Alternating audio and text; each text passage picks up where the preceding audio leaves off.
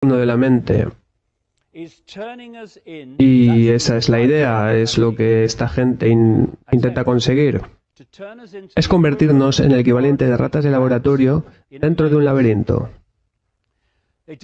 Han hecho estos horribles experimentos, horribles en mi opinión, donde ellos tienen a roedores corriendo de un lado a otro del laberinto y cuando van por determinados caminos reciben una descarga eléctrica. Y una vez más, otro shock, y cuando esto sucede, finalmente retroceden. Pero llegado a un punto, han recibido tantas descargas que ya no van más por ese camino, y entonces ya puedes desconectar el aparato de descargas porque por ese camino ya no irán más, porque han sido manipuladas para aceptar esa regla y así pasar por el aro.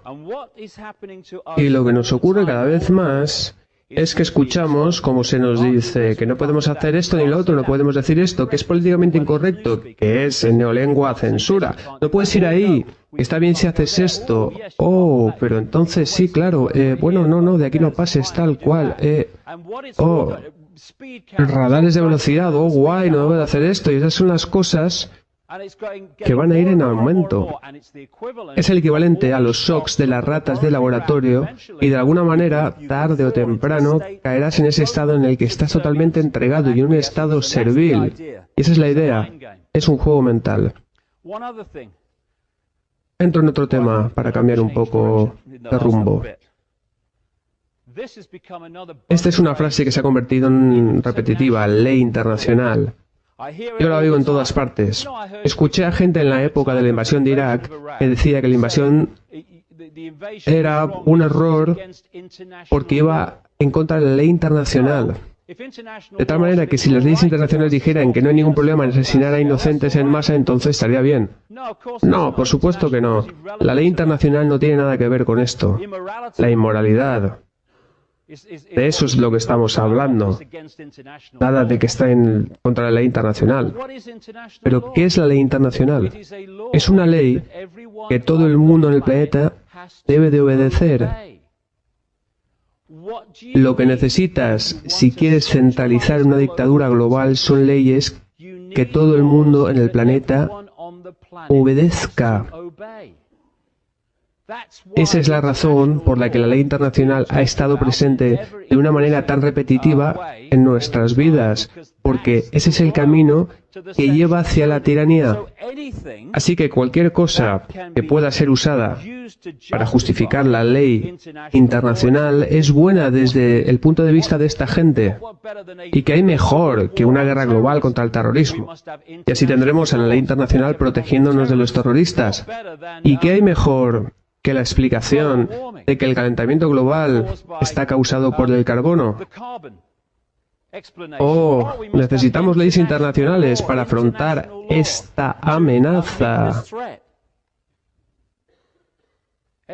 Pero cualquier cosa en la que esté metido Al Gore es un fraude. Y cualquiera que le eche un vistazo a su recorrido se dará cuenta de esto.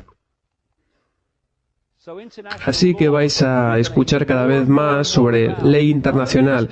Y no solo sobre ley internacional, sino la necesidad de unificar legislación en torno a esto, lo otro y lo demás allá, en estos diferentes países y facetas. Oh, no, hay diferentes leyes en este país que en los demás, así que tenemos que cambiarlas.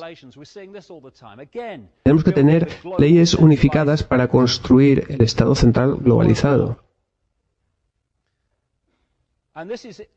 Y estas palabras siguen estando tan de actualidad como cuando fueron escritas por un activista antinazi que dijo: primero vinieron a por los judíos y yo no dije nada porque no era judío. Entonces vinieron a por los comunistas y yo tampoco dije nada porque tampoco era comunista. Más tarde vinieron a por los sindicalistas y no hablé porque tampoco era sindicalista. Finalmente vinieron a por mí y ya no había nadie que hablara por mí. Estamos viendo esto continuamente donde se ataca a ciertos grupos, entonces todo el mundo alega que como no es parte de ese grupo y que no les afecta, simplemente miran hacia otro lado y de esa manera incriminan a unos y a otros y a otros y eso es lo que ocurre. Y de lo que he estado hablando intensamente es que en realidad todo esto no es más que un castillo de naipes Y de eso se trata. Toda esta construcción de poder global que atesoran no es más que un castillo de naipes, porque depende de nuestra aceptación para consentir que se lleve a cabo. El número de personas que conscientemente trabajan para avanzar esta agenda, comparado con el número de la población global, es infinitamente inferior en la cima de la pirámide. Y ellos solo pueden atesorar ese poder porque se lo cedemos constantemente, cada día.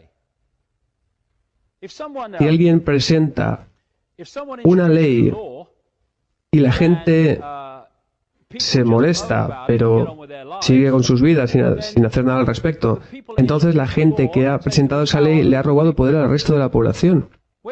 Cuando la gente ve una ley que es injusta y de alguna manera dicen, por ahí no vamos a pasar, esto no lo vamos a aceptar, esto es fascismo.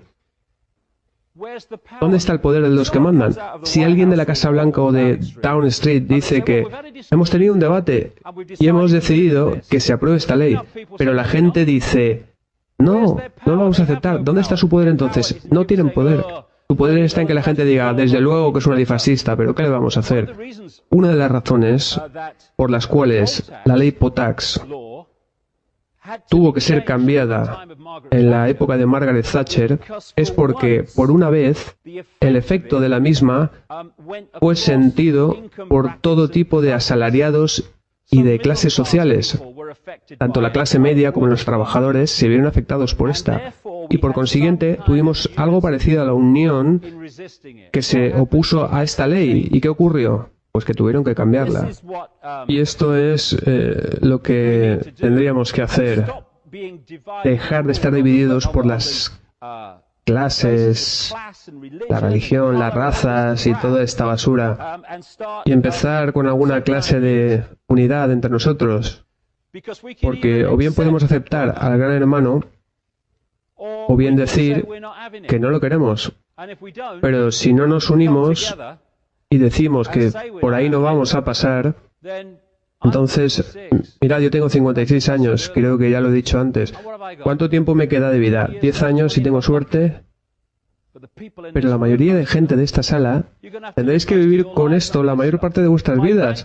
Mis nietos también, mis hijos también. Y no va a ser bueno mirar atrás cuando todas estas estructuras de control estén ya en funcionamiento y tengamos que decir, ojalá hubiera hecho algo al respecto entonces. Una de las cosas que podemos hacer es dejar de unirnos a los malditos ejércitos de una vez. Albert Einstein dijo, los pioneros de un mundo sin guerra serán la juventud que se niegue a hacer el servicio militar.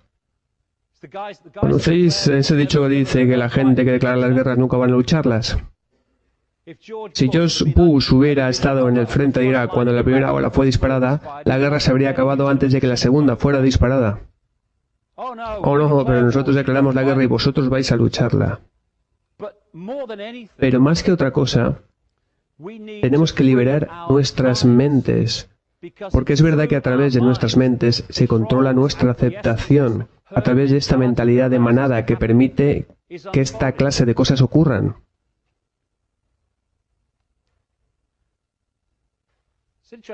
Una pregunta interesante. ¿Quién decide qué pasa por nuestras cabezas constantemente?